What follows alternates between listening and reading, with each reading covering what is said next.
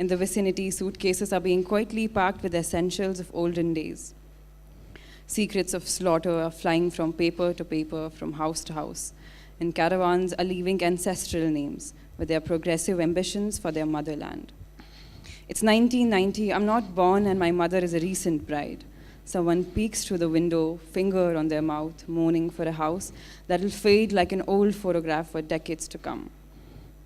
Someone with a mask pours water over the oil lamps. The temple bells, like the tinkle in her anklets, are distant now. My mother has lost a best friend. It's 1990, I'm not born yet, and someone in my father's house shuts a window to a neighbor who may never return. It's 2008, and my 14-year-old self has a platter of dreams to devour, a whole list of skies to soar. Skies. But skies are brooding in 2008. Holidays are hartals, firecrackers are cloaked as gunshots, a roll number slip is a curfew pass. Newspapers are like a morgue's diary entries, familiar faces, dead faces, disappeared faces. Kashmir in the lap of warring countries. I'm somewhere in the heart of the rugged, dusty lanes of downtown. The roads are deserted, much like the hearts of its inhabitants. 2 months, and I haven't left my home, bearing the gifts of agony, memorizing the verses of mourning. Inna lillahi wa inna ilayhi raji'un, inna lillahi wa inna ilayhi raji'un. I lose count of the deaths, 1 to 2, 2 to 10, 10 to 30. But I can never forget my own.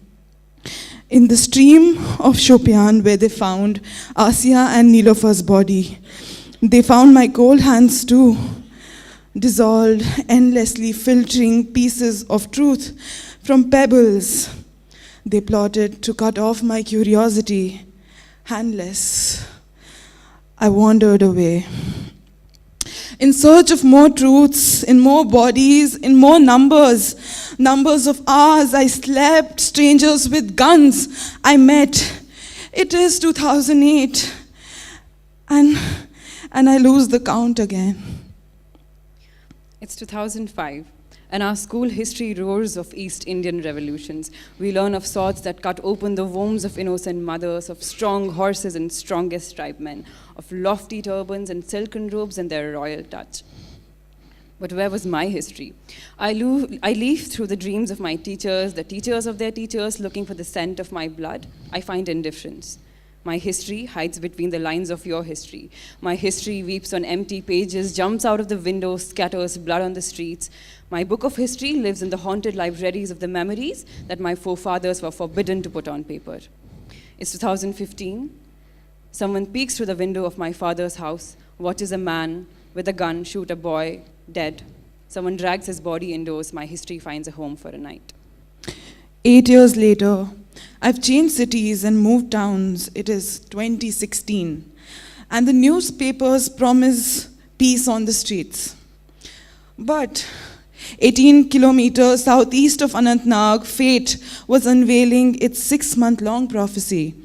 Confinement wrapped in security, blooming our legacy. They bound us to our homes. They chained us to our open doors. No one came back. I witnessed a city of resilience perish into rubble. The stench of death mixing with embers of rage put to sleep the dreams, the hopes, the cries in the city. I saw it snow in July, and endless looming gloom. Young buds withered before they could bloom. It's 2016, and the schools show no signs of life. Like Insha's eyes, who was showered with non-lethal weapons, pellets. You see, the thing about pellets is it doesn't kill a person. It just kills the will to live. In compensation for the worst affected, our liberators have jobs to give. It's 2016. I leave the city again. For freedom or an illusion of it, I reach Delhi, waiting for a call from home. Nobody calls. So yeah, that's what we did. We ran away from our bleeding city. It's 2018 and we speak of it in distant lands. But how does a city run away from itself, from its history, from its memory? Your history is again in the way of my history. Your memory is again in the way of my memory. It's a still night and all the cities have lost a track of each other. Thank you.